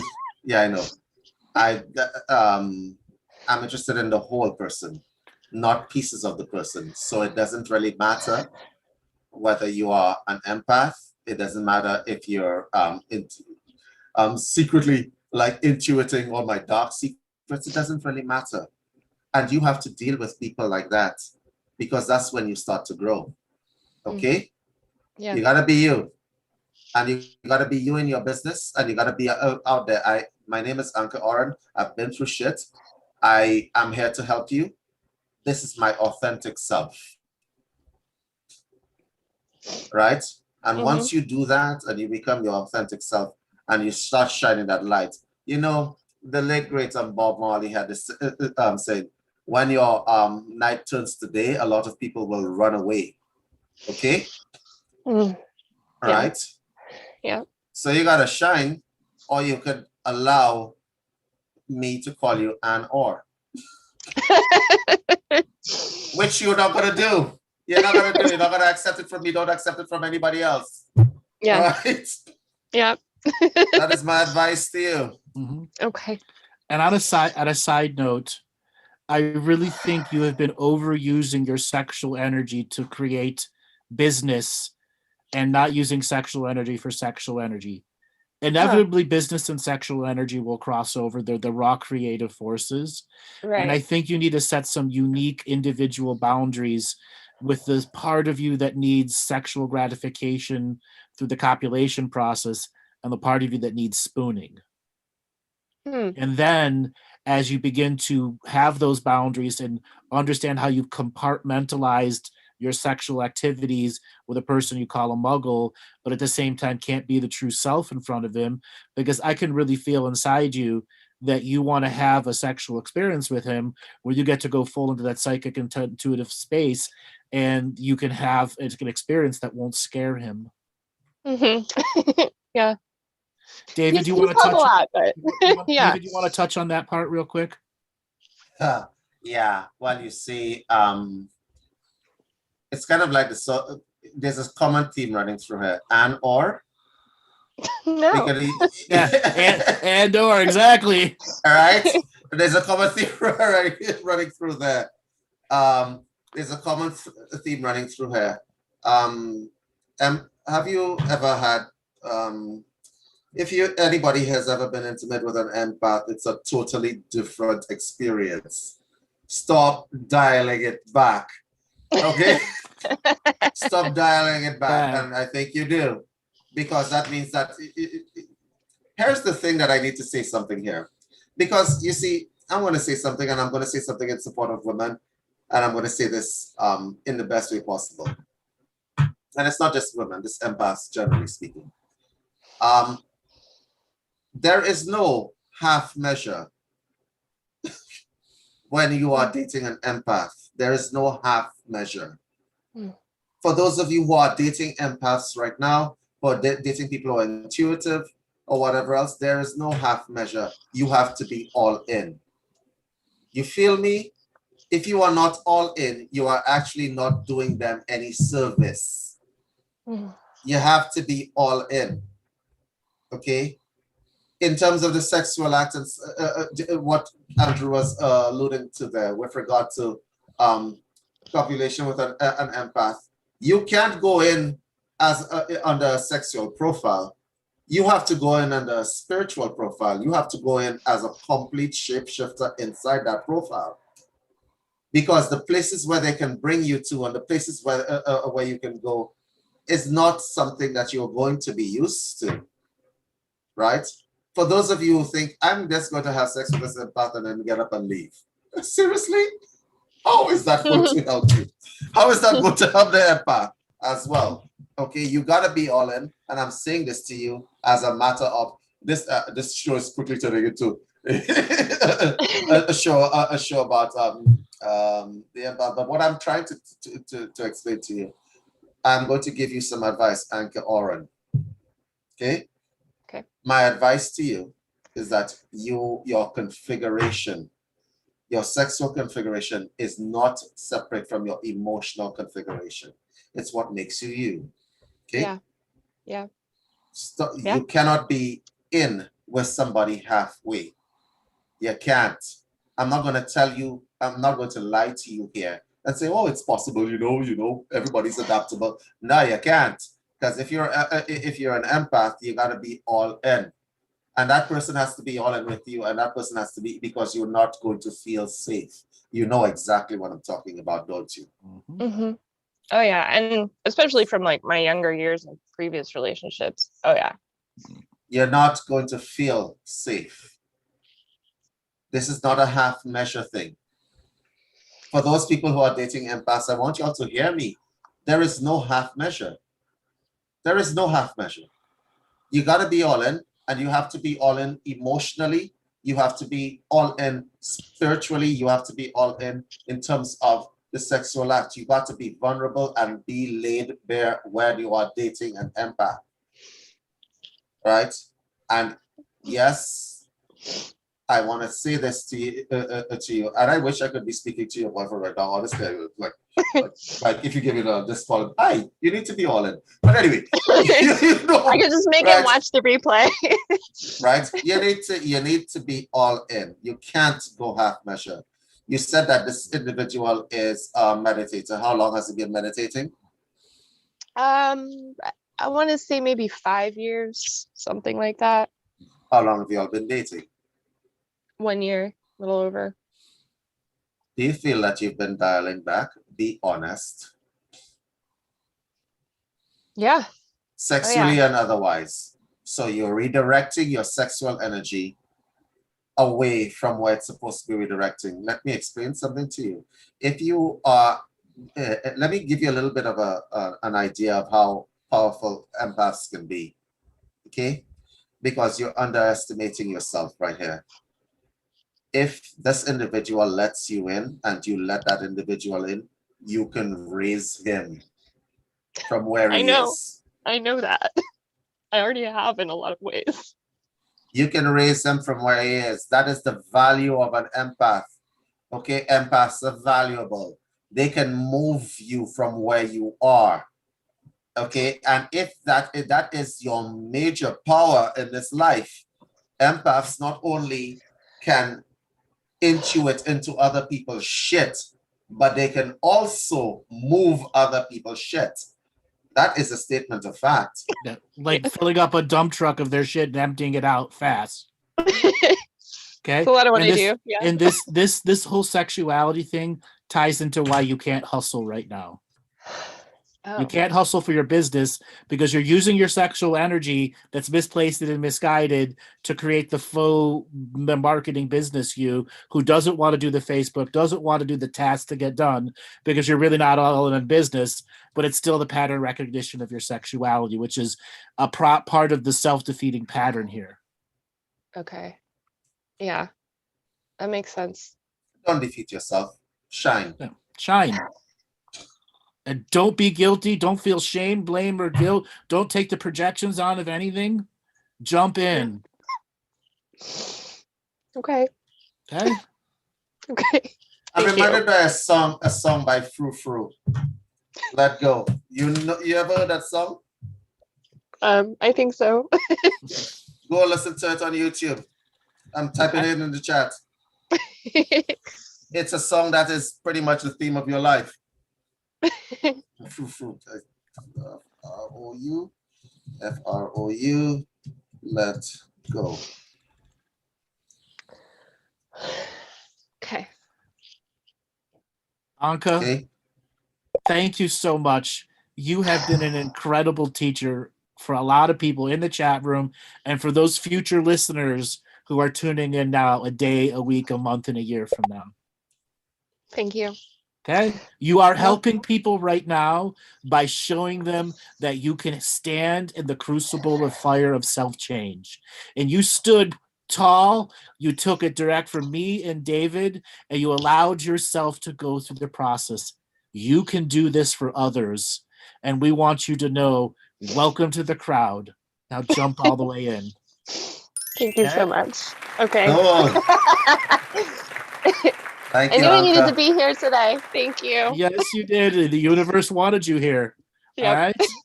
Thank you so much. All right, Anka. Thanks a lot for calling in. Call back in a month or so and tell us how things are going. I will. Okay. All right. Wonderful callers, David. Man, we really were able to touch a lot of people here. So, David, let's at the end of the show right now. Why don't you give a way for people to get a hold of you? Yes, you guys can get a hold of me at let me just type it into the chat.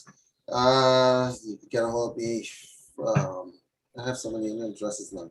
Right, so I'm just gonna just type into the chat info at essentia.org. And there you go. I miss Jenny. Where is Jenny? I don't know.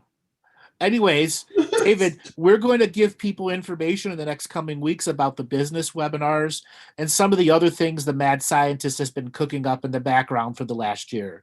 So everyone, go to my webpage, sign up for the newsletter. David and I are going to be doing more shows because 2021 is told 2020, hold my beer. And David and I are going to go to 2021. No, you hold my beer.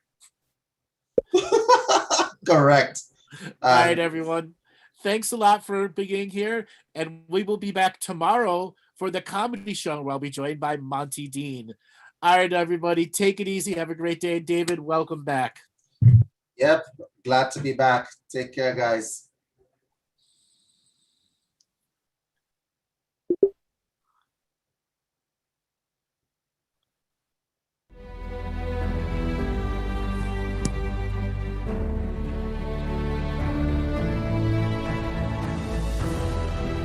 Each different bubble of reality is true. A galactic historian is a person that looks at all the lines of dramatic karma. Nudge, nudge. It's the holy grail. Improvise. Mysterious. It's counter psychic intelligence. Why is DNA farming of this star cluster so important? Because we do manifest our reality. We do create our reality.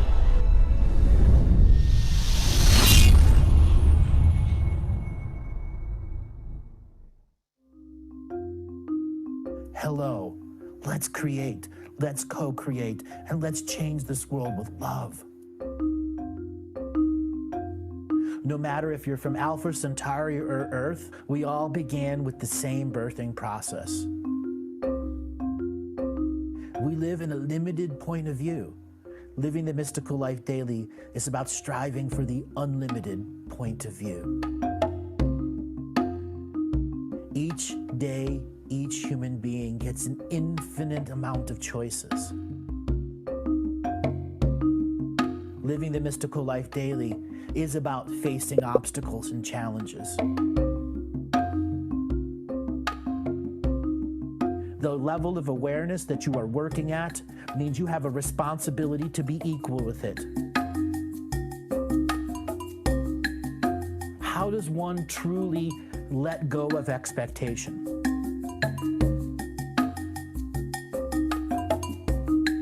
You can make the moment that you wake up to the moment you go to sleep sacred. The keys to success: choice, choice, choice, and choice.